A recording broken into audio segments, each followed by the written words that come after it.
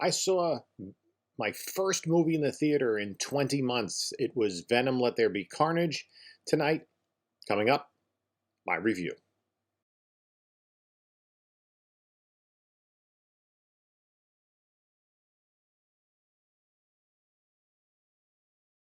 Hey guys, this is Jim with Bronzeville Comics with a review of Venom, Let There Be Carnage. Let me warn you right up front, this is a full review. There will be spoilers. If you have not seen the film, stop this video now. Do not watch this video if you have an intention to see the film. It is riddled with spoilers. I'm going to tell you all about the film, about the post-credit sequence, what it means, in the future of these movies, what it means for comic book values. Spoilers. Go away now. I won't take it personally, but there will be spoilers. There will be carnage, and there will be spoilers. Hey there, comic book community. This is Jim with Bronzeville Comics, and I'm coming to you with a movie review. This is the first movie review that I'm doing, and it's the first time I've seen a movie in a theater since February of 2020. I did see Shang-Chi in a drive-in, not in a movie theater, so a little bit hesitant to go back to the movies, but that's why I went on a Monday night, not over the weekend. The theater I went to had buffered seating, so nobody sat on either side of us. I went with a buddy of mine who I know is fully vaccinated. I'm fully vaccinated. And I went to an Alamo Drafthouse Theater, which does table service dining. So there was more than the usual amount of space between the rows in the seats. And the theater was not very heavily filled tonight. So anyway, I went to see the movie. Kind of been looking forward to seeing another Marvel movie soon. This is a Sony product, obviously, in the Spider-Man universe. And it's the sequel to the Venom film, where Tom Hardy plays Eddie Brock, who is the host for the Venom symbiote. And co-starring in the movie is Woody Harrelson as the serial killer Cletus Cassidy, who gets infected with a symbiote of his own that becomes Carnage. And the movie begins with a flashback to a young Cletus Cassidy at a reform school in 1996. By the way, Woody Harrelson was not a teenager in 1996, so he's playing a character much younger than his own age. And he's there with his girlfriend, who's also in this home for wayward youngsters, the the St. Estes Home for Unwanted Children, and that is Frances Barrison. And what's interesting is there was, I believe, if I heard correctly, there was mention of her mutant powers. So this is the first time that we've heard the word mutant used in non-Fox property outside of the X-Men universe. So this is a character who is established as a mutant. Shriek. So they're transferring her to the Ravenscroft Institute. She's in the police transport with a young officer who has a name tag that says Mulligan on it. And she screams, overturning the vehicle. He, in response, shoots her in the head. She falls out of the back of the vehicle. He thinks she's dead. She's not. Fast forward to current day. And most of the first act of the film, there was very little action. That was really the only action in the first act of the film. A lot of it is set up of Cassidy's background as a serial killer, his relationship with Eddie Brock, who's a reporter covering the story of his serial killings and his incarceration, and Brock's trying to find out where the bodies are buried, literally. And the Brock-Venom relationship, the kind of buddy film relationship that they're trying to have as part of the film. And then eventually him having broken up with the Michelle Williams character and the, pining for her, and Venom also pining for her. And eventually the movie finally, probably at least maybe 45 minutes into the movie. So Cassidy wants Brock to visit him one last time in prison, the day of his execution. He wants him to be a witness to the execution. And he gives often these very cryptic clues as to where the bodies are buried, what his plan is if he were to get out of prison, which he does. And so he insults Brock,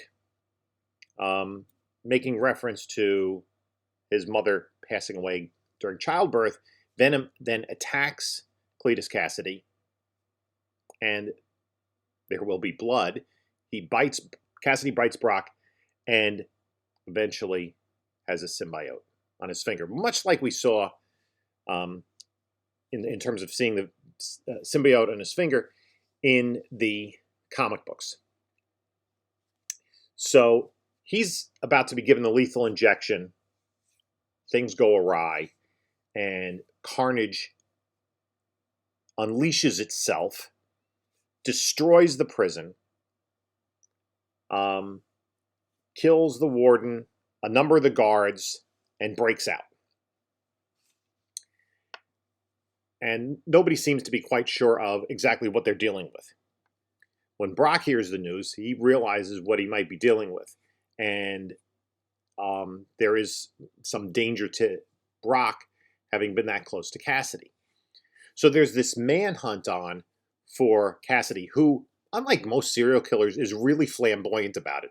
It's sort of like natural born carnage. He goes on a spree. He wants to spring his girlfriend out of Ravencroft Institute, where she's been held in a soundproof booth for the last 25 years. And there's this female scientist who seems to be head of the project, but she isn't really given any motivation. He breaks her out. They continue to go on a killing spree, and they want revenge, right? She wants revenge on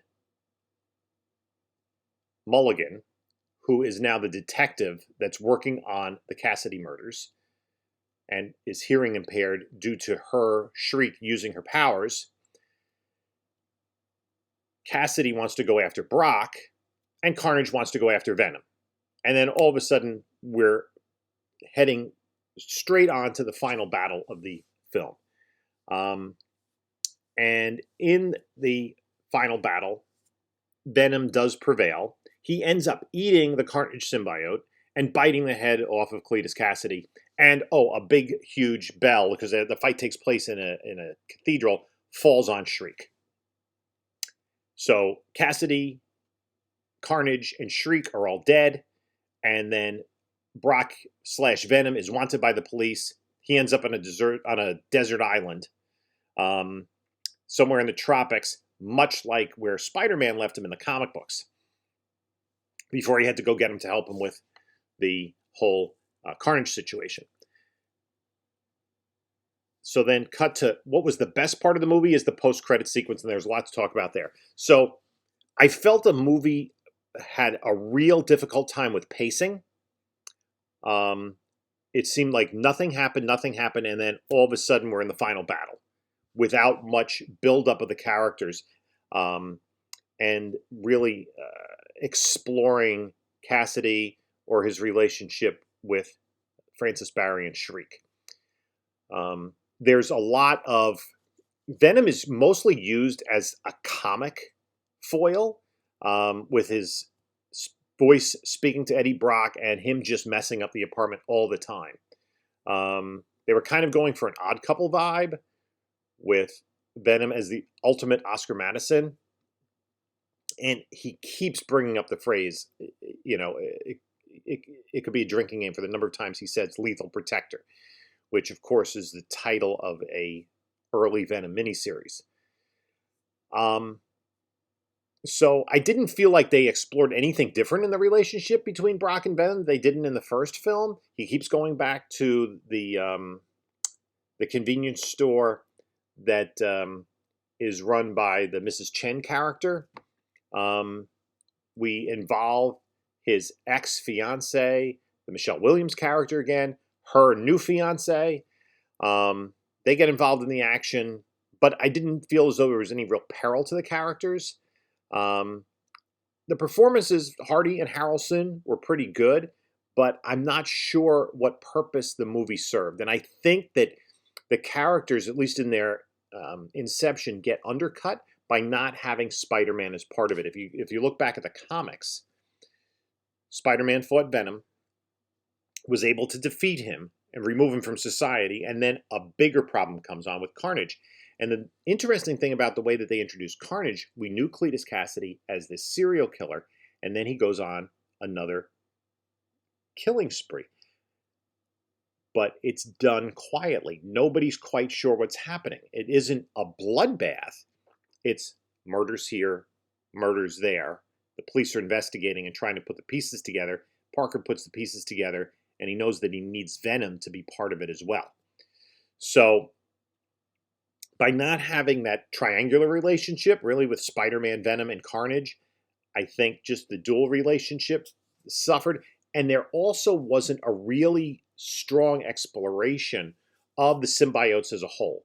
There was, as the final battle began and Venom showed up to battle Carnage, there was a mention of, like, he's a red one. And that put fear in Venom. But they didn't really expound upon that and explore that any further. Or really give the audience that isn't familiar with the comics many clues to that. So I thought the movie was kind of rushed. The pacing of it and the way that the final scene just abruptly came on and then ended sort of reminded me of the most recent Fantastic Four film, which is hardly a compliment. So I only gave the movie 2 stars out of 4. I was a little bit disappointed, but the best part of it was the post-credit sequence. So Brock and Venom are on a tropical vacation. So they're in this hut watching a telenovela, and there's indication as to the extent of the symbiotes. So we do see briefly, because the Detective Mulligan character was involved in the final clash between Venom and Carnage, and he was injured, but then they go to him briefly. They show a scene where his eyes glow green. So, or I'm sorry, blue. So there is an character that was seen in the comics. In the post-credit sequence, Venom starts explaining to Brock that his brain won't be able to handle all the information that Venom has. That as a hive mind, the alien symbiotes have information that goes back billions of years across universes. And then something happens, and we're not sure if it's Venom's doing. It's maybe an Into the Spider-Verse kind of situation. Doctor Strange, Scarlet Witch, who's making it happen? But all of a sudden there's this huge flash of light, and their surroundings have changed to like a nice tropical hotel. And on TV, instead of the telenovela they were watching, is the Daily Bugle with J. Jonah Jameson, played by J.K. Simmons, talking about how terrible Peter Parker is. Eddie Brock's completely confused, doesn't know where he is. Venom recognizes the Tom Holland Spider-Man. Is that because it's a different Venom in the post-credit sequence? It's a Venom from another part of the multiverse? Or is it because Venom has a hive mind that has information regarding the multiverse? Are we going to see Venom in the upcoming Spider-Man No Way Home film? There seems to be that indication. At least that's the way that it was left. So there's a connection between Venom knows Spider-Man, Eddie Brock does not. And we're kind of left with that same ending that we saw at the end of Far From Home, where J. Jonah Jameson has revealed Peter Parker's identity as Spider-Man. And now he is potentially wanted. He's outed. It would have been Doctor Strange that brought Brock to this Earth, because everybody would have forgotten his existence. If that was successful. So we will know in a couple of months, I guess, when the No Way Home film comes out. So again, overall, kind of a disappointing movie. Now, how does this affect comic book market? Well, one of the hottest comic books over the last year is Amazing Spider-Man 361, the first appearance of Carnage. Those prices have skyrocketed, but the copies are plentiful out there. I actually have 2 at CGC and another one sitting over here as part of a collection I just picked up. It seems as though last week was the time to sell this book. And I did actually sell like a VG copy that I got at an antique store for $4. I sold that for $85 last week. I think high-grade copies will maintain some value, but the value will likely dip because Cletus Cassidy is apparently dead. Now, we're in a multiverse, so he could come alive again, or the Carnage symbiote could infect another host. It's infected many hosts over the years in the comic books, and anything may be fair game. Venom still exists, so Amazing Spider-Man 300, the first appearance of Venom, and all of the related Venom books, and there are a ton of them that are more minor keys. The ASM 300 is a major key. And if you saw, I actually watched Erod 212's video that he posted on Monday, where he had been at a flea market. I was at the same flea market later, same story from the same vendor. Guy was saying, yeah, somebody picked up an ASM 300 over there for $1. So if I had been there a little bit earlier and been to that box first, might have gotten an ASM 300 for $1.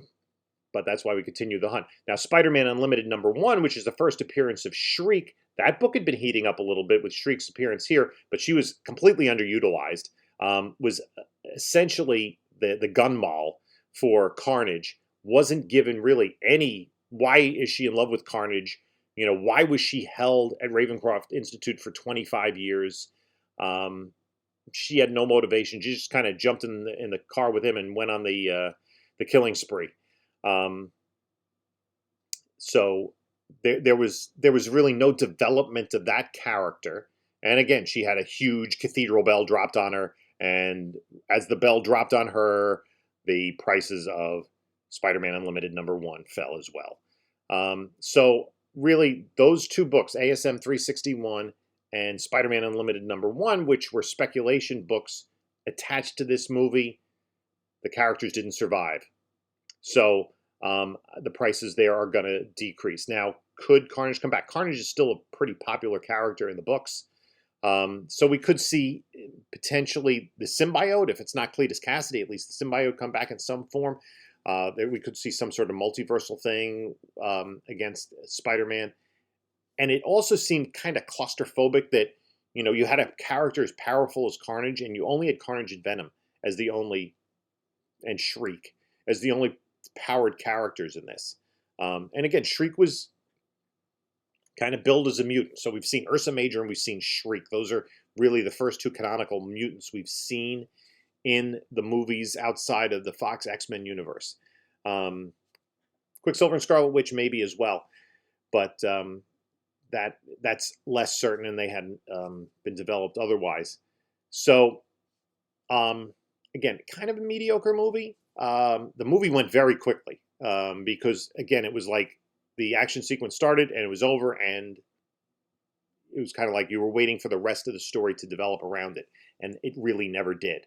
There was a lot of after a while I had enough of Venom making a complete mess out of Eddie Brock's apartment. That was just a repeated situation we saw over and over again in the film. And again, the relationship between those 2 characters wasn't really fully developed either. There was nothing enhanced in this movie, I felt, in the relationship between those 2 characters. So, if you want to see Venom Let There Be Carnage, go ahead. It was kind of fun. The CGI was good. The performances by Hardy and Harrelson were both fine. But I felt all in all, the film was lacking. And if you were to rank it against other MCU films, I don't think it's. I think every MCU film so far has been better than this. So that's it for now. Until next time, guys, subscribe, like, and leave a comment. If you saw the film, let me know what you thought. If you didn't see the film, I'm sorry you didn't listen to the spoiler warning at the beginning. So until next time, enjoy your comics and enjoy your comic-related movies.